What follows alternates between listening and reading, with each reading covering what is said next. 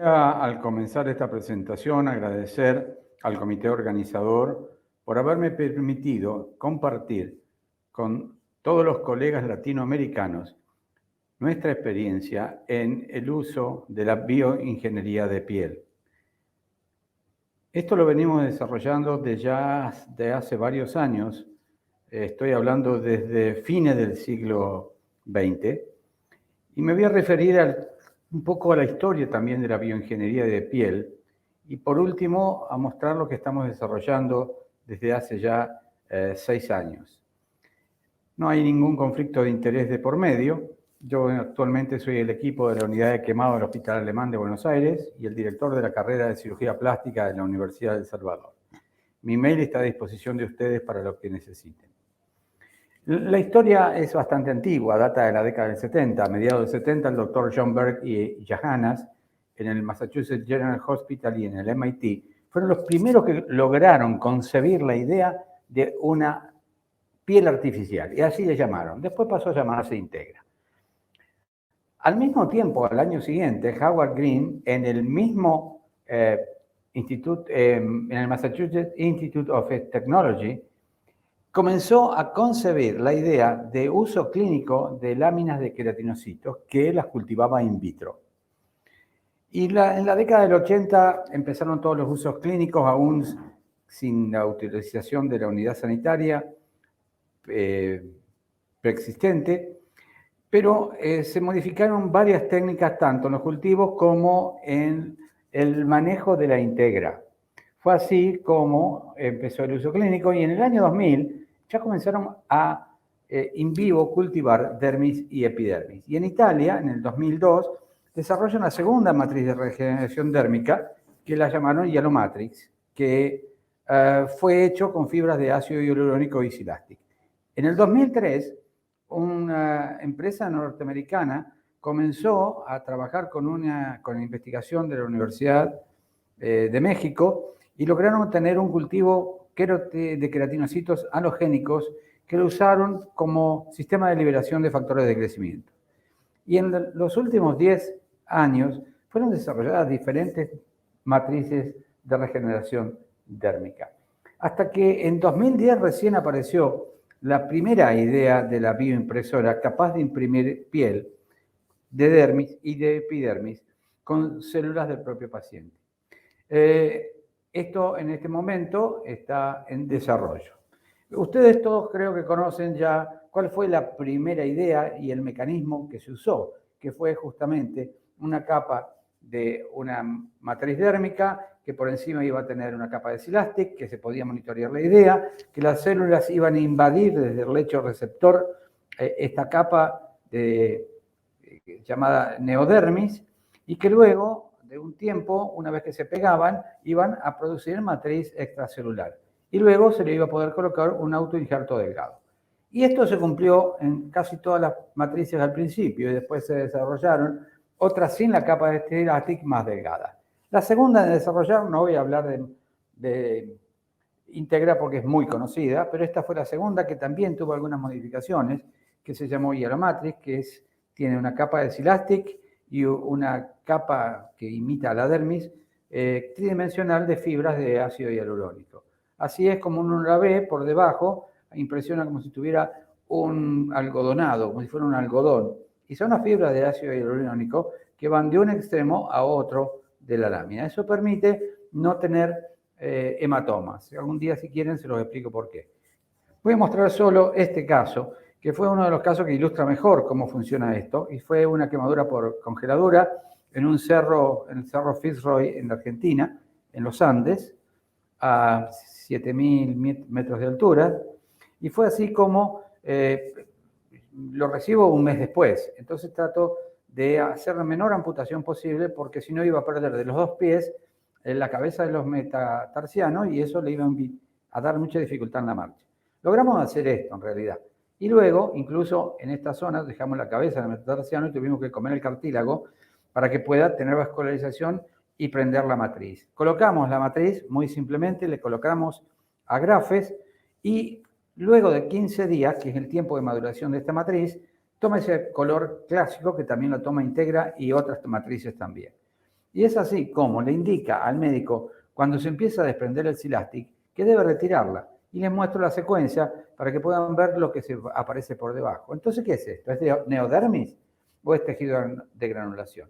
Claro está, esto lo cubrimos, lo raspamos un poco y lo cubrimos con un autoinjerto. Y este paciente nos permitió hacerle 2 biopsias para poder ver realmente qué estaba sucediendo ahí abajo. Entonces, esas 2 biopsias, el resultado que obtuvimos fue este. Esta es la capa epidérmica autóloga y esto es todo lo que es la matriz de regeneración dérmica, que está invadida, miren qué linda arteria se ve acá, arteriola, se ve perfectamente, y se ven las fibras de ácido hialurónico que todavía quedan remanentes después de 45 días. Claro está que en un tiempo después de 6 meses desaparecen todas, porque los polimorfos nucleares la van digiriendo. Entonces, al día 15 vemos los macrófagos, esto es una inmunohistoquímica, y en color marrón se puede ver perfectamente y se identifican cada uno de los macrófagos envolviendo la fibra de ácido hialurónico. Miren qué interesante los macrófagos envolviendo la fibra de ácido hialurónico. Entonces, este proceso es un proceso de crear una matriz de regeneración térmica con células autólogas. Esa fue la idea. En México, ¿qué pasó en Latinoamérica? En México, el cultivo de queratinocitos halogénicos también lo hemos usado durante varios años.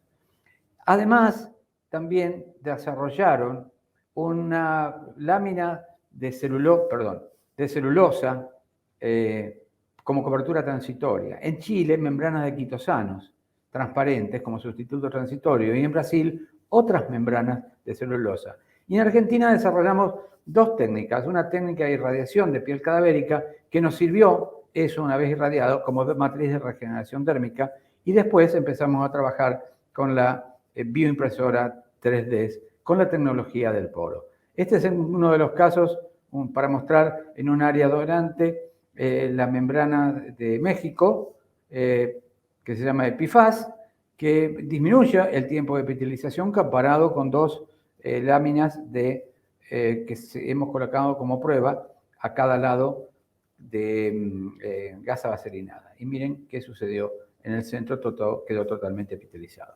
También este es un caso que tuvimos la oportunidad de tratar con esta membrana. Primero lo que hacemos es sacamos el tejido muerto, tratamos de avanzar un colgajo axilar para evitar la aparición de la brida axilar, y así es como se ven aquí ya el colgajo avanzado y la colocación de las láminas, y completamos la cobertura, y el 6º día nos encontramos con esto, está prácticamente totalmente epitelizado. Sacamos todo y no volvemos a colocar otra vez porque ya se desencadenó la cascada de la reparación epitelial. Fíjense qué interesante, al 6º día, después de haber colocado las láminas, y al 6º día está totalmente epitelizado. Esta es una lámina que fue desarrollada también por investigadores mexicanos en Alemania, en la cual es una lámina de celulosa que da una sensación de alivio, es muy fácil de manejar, se adapta a cualquier región, es ideal para el primer tratamiento cuando llega el paciente y queda después como cobertura transitoria porque se va poniendo transparente en las zonas que van a epitelizar. Las zonas que van a tener más tardanza en la epitelización queda del color blanco, con lo cual es una membrana con un desarrollo inteligente, es producto también de la bioingeniería. El color cambia, como pueden ver, la zona más profunda, el color que no cambió y el resto se puso transparente, que permite ir monitoreando. El resultado final fue este, más que aceptable, y en 6 días estaba epitelizado. También se desarrollaron máscaras y guantes de este producto, que como podemos ver aquí, una máscara recién colocada, a los 2 días, máximo 3, esa máscara se torna transparente en las zonas que van a epitelizar. Y ahí tenemos el ejemplo de perfil, el otro perfil al 6º día, y se empieza a eliminar sola esta lámina y queda totalmente epitelizado. Entonces, ¿pero qué es lo que hay de nuevo actualmente? Es el sistema de la bioimpresión 3D para hacer una piel a medida del paciente y de la forma que la necesita el paciente, de dermis y de epidermis, con las células de la epidermis, las 4 estirpes celulares. Y esto fue planeado para hacer el operativo completo en la sala de operaciones, con un dispositivo que es una membrana, es una bioimpresora, perdón, hecha y diseñada especialmente para eso. ¿Cómo son los pasos? Son 4 pasos. En el primer paso se hace una pequeña biopsia del paciente, simplemente, puede ser con un bisturí. Y luego, en el segundo paso, se hace la separación de la epidermis y la dermis para poder separar todas las células epiteliales. Esto se hizo al principio con un sistema de químico, con dispasa o con tripsina, pero actualmente lo hacemos con un proceso mecánico. En el paso 3 se hace la separación de esas células y para eso diseñamos este dispositivo que nos permite colocar las células más el plasma enriquecido en plaqueta del paciente más la tinta. Y ahora vamos a ver qué se trata eso. Esto lo concebimos en la Universidad de Erlangen, junto con el profesor Boccaccini, en el año 2013. Y el diseño que hicimos fue este, que es para hacer en el quirófano, en la mesa de trabajo, la separación celular con técnica estéril, en general bajo una cámara de flujo laminar o directamente en el quirófano. Y ahí vemos cómo se obtiene toda la epidermis. Esta es toda la epidermis que se obtuvo y la dermis puede desecharse o se puede darle otro uso. El paso 4 es el más importante y el paso 4 tiene que ver con la preparación de la tinta para la dermis. Probamos varias mezclas a través de los años y finalmente hemos adoptado una mezcla de colágeno reticulado más ácido hialurónico más quitosano. Eso para la tinta dérmica. Y para la tinta epidérmica es igual que la tinta dérmica, pero le agregamos las 4 estirpes celulares que hemos obtenido con el Sepcel, separador celular, y el plasma enriquecido en plaqueta del propio paciente que se obtiene en 10 minutos junto al paciente. ¿Cuál era nuestro objetivo en este desarrollo? Justamente, una vez que obteníamos la biopsia, separábamos las células.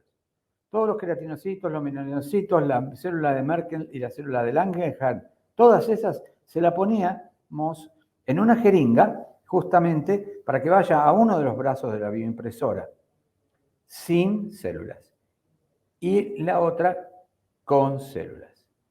Esto, los dos brazos van trabajando, primero uno y después otro, en forma secuencial. Entonces, ¿cuál fue nuestra inspiración? Fue esto que vimos en el año 2013 en la Universidad de Erlangen. Entonces, pensamos, y nos llevó bastante tiempo y un año, pensar que íbamos a tener que ponerla en un gabinete de flujo laminar para evitar la contaminación, un proceso que podamos ir secando esa matriz para que podamos ir luego manipulándola adecuadamente.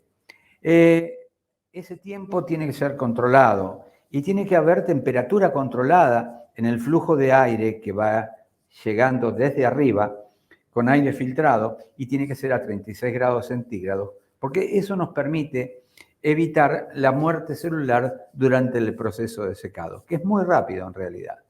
Entonces, en el año 2016 hicimos nuestro primer desarrollo, nuestra primera generación. Esto fue en colaboración con una empresa cordobesa que tiene ese nombre y que nos ayudó muchísimo en esto junto con la Universidad de San Martín, con la doctora Hermida, que es quien ha podido interpretar todas las ideas que le hemos dado y hemos llegado a obtener este tipo de tecnología actualmente. La segunda generación fue en el 2017 y la tercera generación, y por ahora la que estamos usando, en el 2018. Entonces así es como se ve en nuestro laboratorio la bioimpresora con su sistema de computación que lo controla y un software que fue especialmente desarrollado para esto.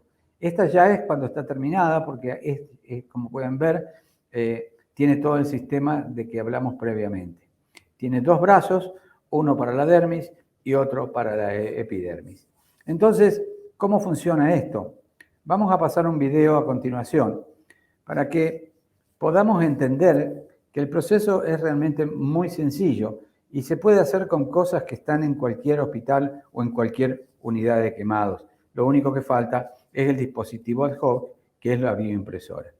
Aquí podemos ver cuando se está sacando la tinta del recipiente donde fue creada bajo cámara de flujo laminar, bajo control de esterilidad, se la coloca en la bioimpresora, en uno de los brazos de la impresora, y luego es así como el operador trabaja también con técnica semiestéril, porque la esterilidad se mantiene justo por debajo, justo en la platina, donde se va a hacer la bioimpresión.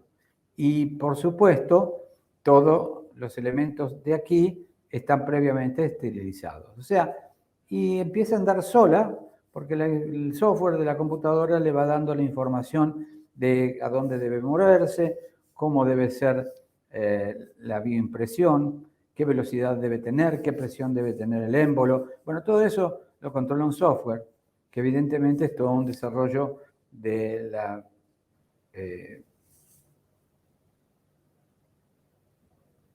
empresa que desarrolló la bioimpresora. Perdón. Aquí pueden ver una aproximación, cómo va haciendo la impresión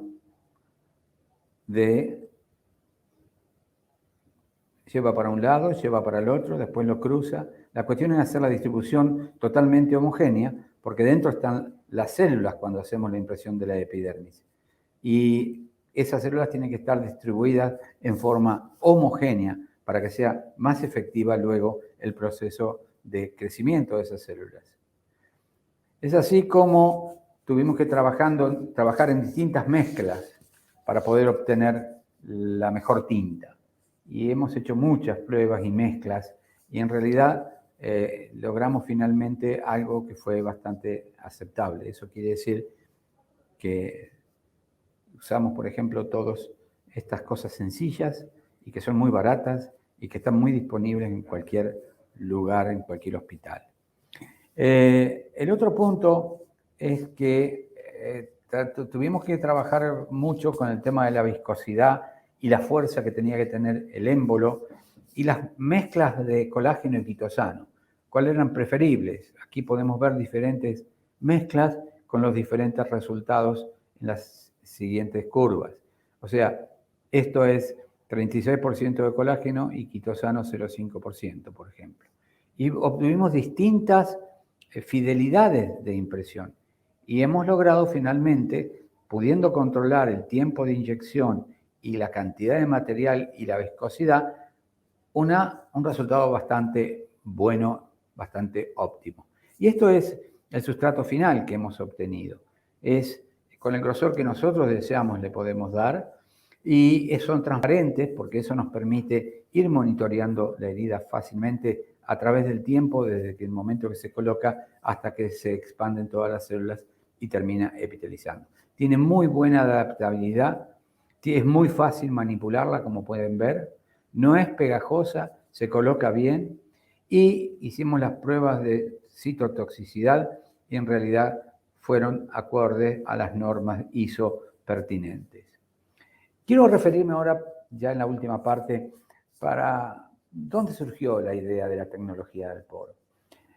Hace muchos años, en la década del 2000, empezamos a usar esta membrana que fue desarrollada en un laboratorio italiano, Fidia, que se llamaba Laser Skin porque había poros hechos en una membrana de ácido hialurónico con tecnología láser.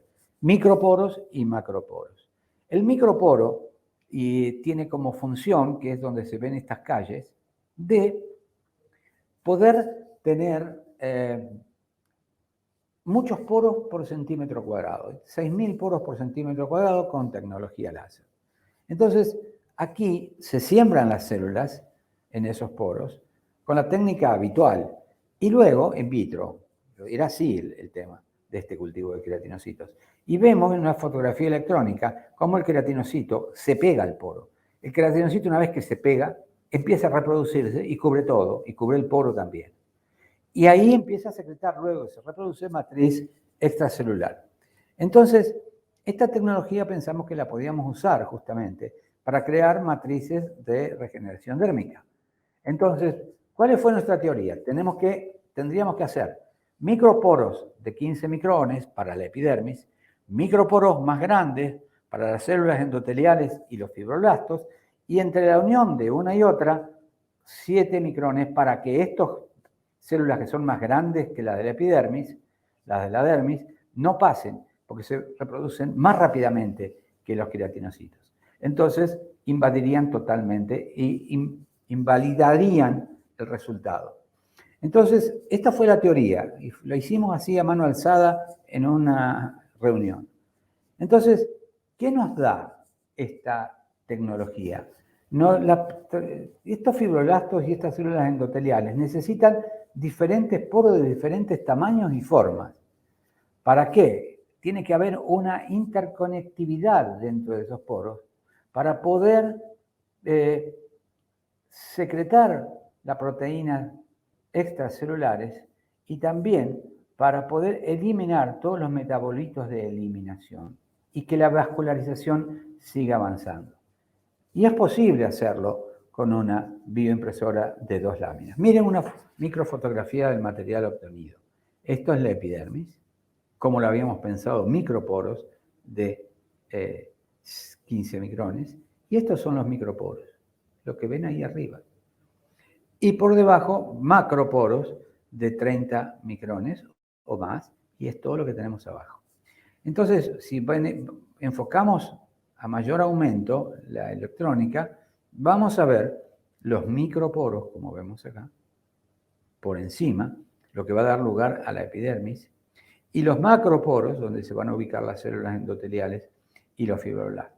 En el microporo se va a ubicar los queratinocitos, porque la tinta de esta región se hace con las células, las 4 estirpes celulares. La célula de Merkel, la célula de Langerhans, la célula el melanocito, el queratinocito y todas las células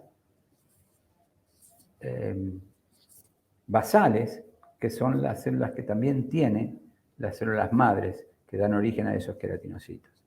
Y después el inóculo. El inóculo fue todo un tema y no es fácil desarrollarlo. Estamos en ese trabajo en la actualidad. Agradeciendo a la doctora Elida Hermida y a todo su equipo, que hemos trabajado en su laboratorio de la Universidad de San Martín y con la colaboración del CONICET, que es un organismo del Estado. ¿Cuáles son las pruebas futuras para el año corriente y el que viene? Trabajos hechos en ratas y en cerdos. Ya lo hemos hecho trabajos en ratas y en cerdos con una matriz similar, pero no hecha con la bioingeniería de la máquina. Otro tipo de bioingeniería, sin la 3D. Y en humanos, para la aprobación de nuestra unidad sanitaria nacional, que es el ANMAT. A modo de conclusión, aprendimos mucho a través de estos años, involucrándonos en todo esto que hemos mostrado de bioingeniería de piel. La tecnología del poro permite orientar las células de acuerdo al tamaño y forma del poro. El cultivo celular en vivo, porque es lo que estamos haciendo en realidad, es más rápido y más económico.